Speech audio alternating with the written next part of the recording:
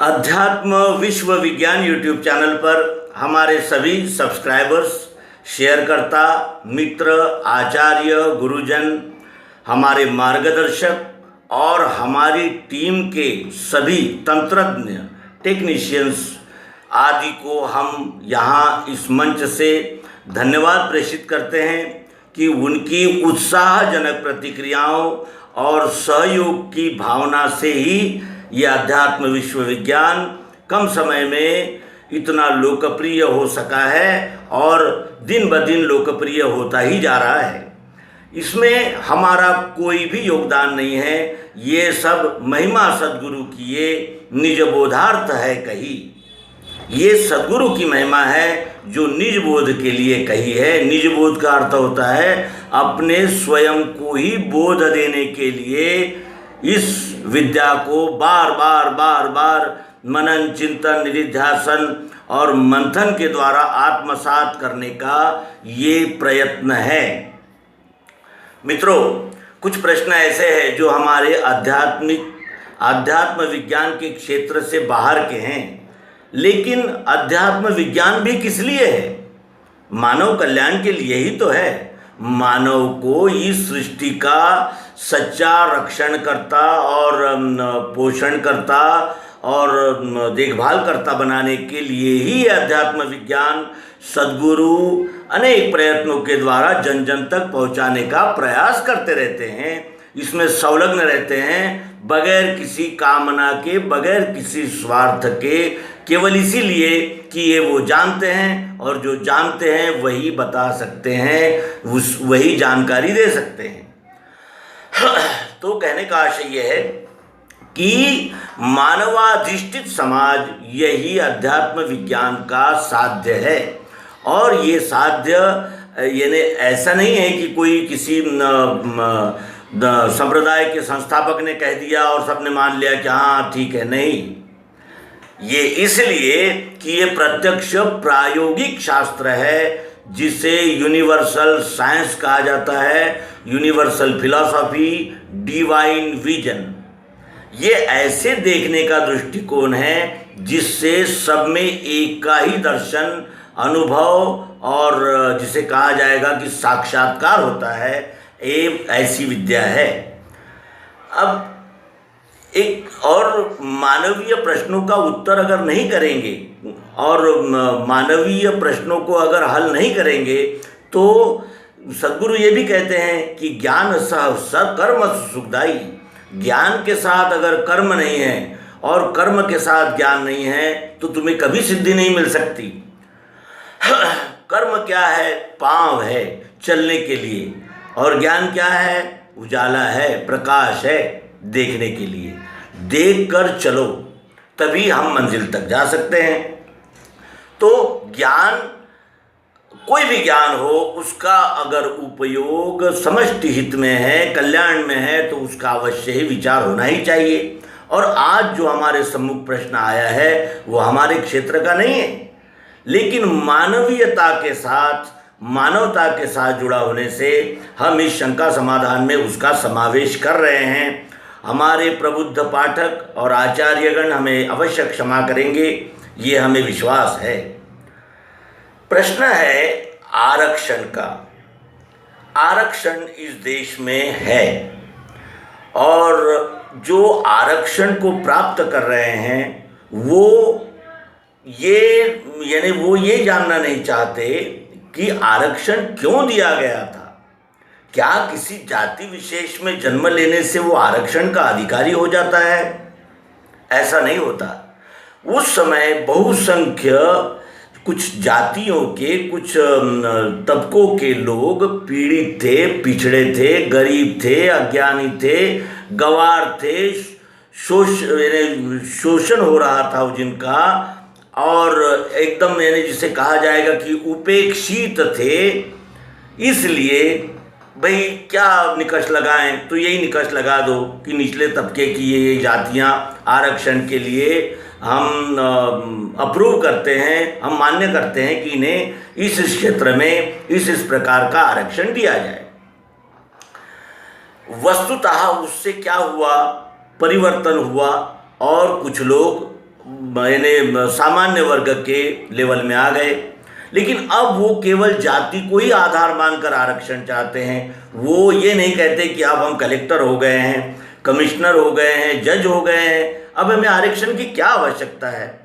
क्यों नहीं आप आर्थिक सर्वेक्षण करके, आर्थिक दृष्टि से पुनः यानी सर्वे करके क्यों नहीं नए लाभार्थी निर्माण करते, और उसमें जाति का निकष न रखते हुए आवश्यक है क्या, इसका अगर निकष लगाएंगे तो उससे उस फुटपाथ पर सोने वाला मानव भी आरक्षण के घेरे में आ जाएगा, और वो ये आरक्षण सचमुच जिन वंचित पीड़ित वर्ग के लिए है उन तक जाएगा।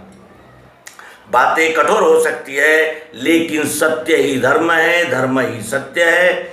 सत्य उसे कहते हैं जिसका कभी पराजय नहीं होता, और धर्म उसे कहते हैं जो भेदाभेद नहीं करता और जो न्याय करता है, उसे ही धर्म कहते हैं।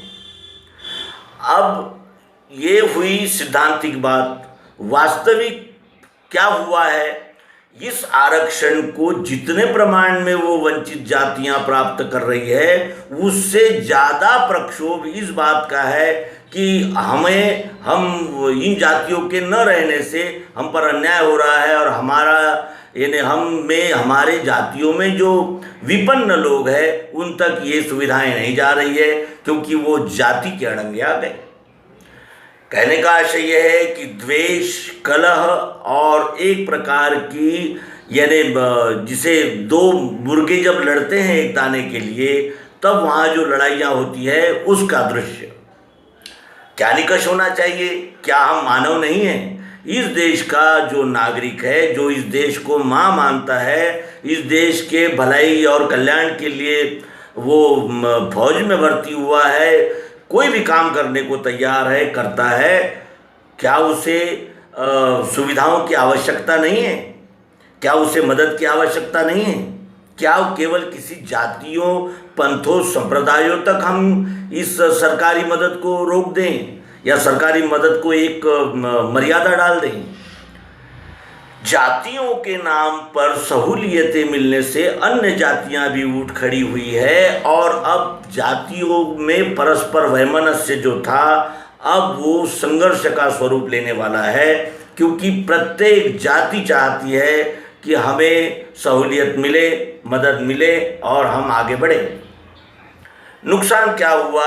तो जो समाज एक असंग था, उस समाज में ये फूट के बीज पड़ गए। जिन क्षेत्रों में आरक्षण है, ऐसे क्षेत्रों की संख्या अत्यंत कम है, और उसमें भी जो प्रतिशत है वो भी अत्यंत अल्प है। लेकिन इसका इशू करके, इसको एक मुद्दा बना करके दूसरा पक्ष हावी रहता है, तो कभी ये पक्ष अपने मिले हुए सहूलियतों को बचाने के लिए आक्रामक हो जाता है। यानी कहने का आशय है कि इससे मानवता टूटी ही और बिखर गई। जातियां, क्षेत्र, भाषा, राजनीतिक पार्टी और बाहुल्य, और फिर यानी जिसे कहा जाएगा कि मतों के नाम पर ब्लैकमेल करने वाले। कहने का आशय यही है कि किसी को भी ये कहने का अधिकार न हो कि केवल इसी मुद्दे की वजह से सब मिल रहा है।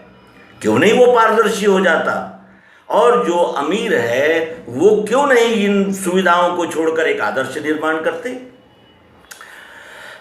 नौकरियों की संख्या दिन ब दिन घटती जा रही है। सरकारें प्राइवेट सेक्टर्स में काम को दे रही है। अब सरकार जिम्मेदारी उठाना नहीं चाहती, वे केवल तीन ही क्षेत्र में काम करना चाहती है: सेना, वित्त और सुरक्षा। सेना, वित्त और सुरक्षा, इतने ही विभाग आगे चलकर सरकारें संभालेगी, और बाकी सब कुछ हम नागरिकों के हाथ में आ जाएगा, ओपन हो जाएगा सब कुछ। और ये भविष्य दिख रहा है, इसका अनुभव हम ले रहे हैं। धीरे धीरे सत्ता का विकेंद्रीकरण होना शुरू हो गया है, और ऐसे समय में ये जो जाति, पंथ और अनेक प्रकार के जिसे कहा जाएगा कि उपपंथ, गुट और अनेक प्रकार की जो ये विभाजक रेखाएं हैं, ये जब तक जिंदा रहेगी मानवाधिकार केवल एक घोषणा बनकर रह जाएगी। मानवाधिकार मिल ही नहीं सकता जब तक आपकी दृष्टि में भेद का जाला पड़ा हुआ है, तब तक आपको वास्तविकता नहीं दिख सकती। और जो विपन्न है वो परेशान है, वो भी, यानी कहने का आशय ये है कि कोई सुखी नहीं है। ऐसा निर्णय होना चाहिए जिसमें यानी निष्पक्ष हो, निरपेक्ष हो, सबके लिए हो, कल्याणकारी हो और पारदर्शी भी हो, जिससे इस देश का नागरिक अपनी सरकारों, अपने राज्यकर्ताओं के साथ समन्वय रखे और उन राज्यकर्ताओं का प्रसंगों में साथ दे, उनको प्रोत्साहन दे और उनको बार बार सत्ता दे। लेकिन ऐसा होता नहीं दिखता है। समाज अपने क्षुद्र यानी स्वार्थ के आगे सोचना ही नहीं चाहता, और जब तक हम अपना स्वार्थ नहीं छोड़ना चाहेंगे तो अन्य लोग कैसे स्वार्थ छोड़ेंगे। आज आज़ादी के 70 साल हो चुके हैं। 70 सालों में हमने कितने प्रकार का इतिहास पढ़ लिया और कितने प्रकार के झंझावातों से हमारा ये देश निकल कर आया है, ये हम सब जानते हैं। और फिर उसे गुटबाजी और आपसी वैमनस्य इस प्रकार अगर जख्मी और खंडित कर देंगे तो ये देश जो एक केवल ढांचा मात्र रह गया है, जिसका जो प्राण था, उसका जो प्राण था वो प्राण शक्ति क्षीण हो चुकी है। और वो प्राण शक्ति क्या थी?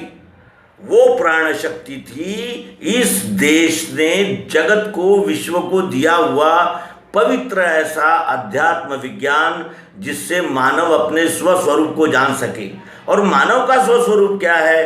तो वो केवल एक जीव है। एक चींटी भी जीव है, एक पेड़ भी जीव है, एक मछली भी है, एक कबूतर भी है और एक मनुष्य भी जीव ही है, हाथी भी जीव ही है। और इस जीव की भूमिका पर उसको जागृत करने का कार्य अध्यात्म विज्ञान करता है और उसे स्वस्वरूप की जानकारी देकर उसे संपूर्ण और स्थायी समाधान देने की दिशा में प्रयत्न करता है। उसे अध्यात्म विज्ञान कहते हैं। और अध्यात्म विज्ञान के इस मंच से हम किसी का पक्ष नहीं ले सकते और खंडन मंडन तो कर ही नहीं सकते। लेकिन यह अवश्य कहना है कि अगर हमें मानव बनना है तो अपनी दृष्टि में समता रखनी होगी। केवल समता लिखने से नहीं आती। समता के लिए काफ़ी बलिदान देने पड़ते हैं और समता देने से ही समता आती है। समता का अर्थ होता है एक हंडी में पका हुआ चावल जिसे सब बराबर खाएंगे, और यही असली साम्यवाद है। इस साम्यवाद को प्राप्त करने की दिशा समाजवाद है और समाजवाद को पोषण देने के लिए पूंजीवाद है। ये बिखरे हुए नहीं है, ये एक ही वस्तु के अंग है, सब मिलकर ही ये बनता है। लेकिन आज साम्यवादी और पूंजीवादी आदि प्रकार से वहाँ भी बंटवारा ही दृष्टिगत होता है। सभी इकट्ठे आकर ये विश्व हमारा है, हम विश्व के नागरिक हैं, इस विश्व के अंश है, ये जानकर इस विश्व के कल्याण के लिए कार्य करने के लिए इन सभी कम्युनिज्म और कैपिटलिज्म और ये इज़म और वो इज़म ये सब इकट्ठे नहीं आते। तब तक यहाँ इसी प्रकार का दृश्य दिखेगा, कोई परेशान दिखेगा और कोई खुश दिखेगा।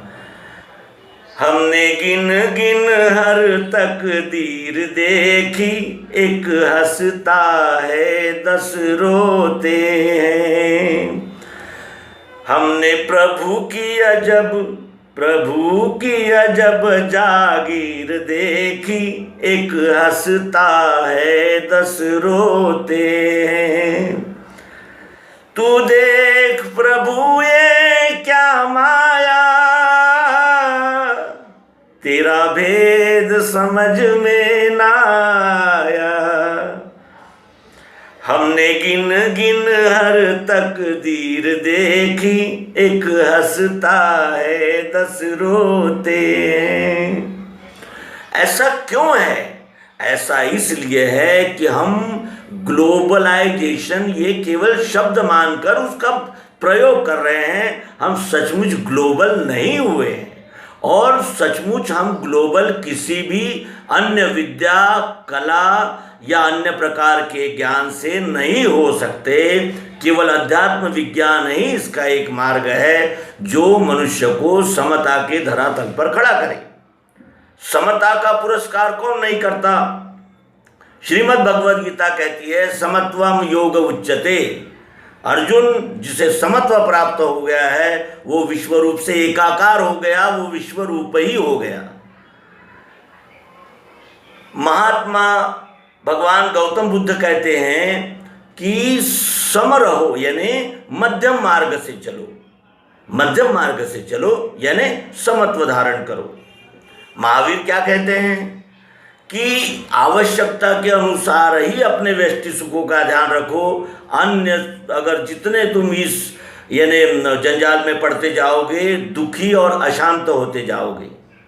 सभी ने समता चाहिए, और सभी ने समता का कौन सा मार्ग बताया? कौन सा मार्ग बताया? क्या उन्होंने कहा कि संप्रदाय खड़े करो और एक संप्रदाय दूसरे संप्रदाय से लड़ाइयाँ करे? एक जाति के हम हैं ये जानकर हमारे जाने के बाद हमारे जाति के लोग ही केवल हमारा झंडा ऊंचा करे, और हमारा ज्ञान बताने की बजाय हमारे जन्मतिथि और पुण्यतिथि का केवल उत्सव ही करता रहे।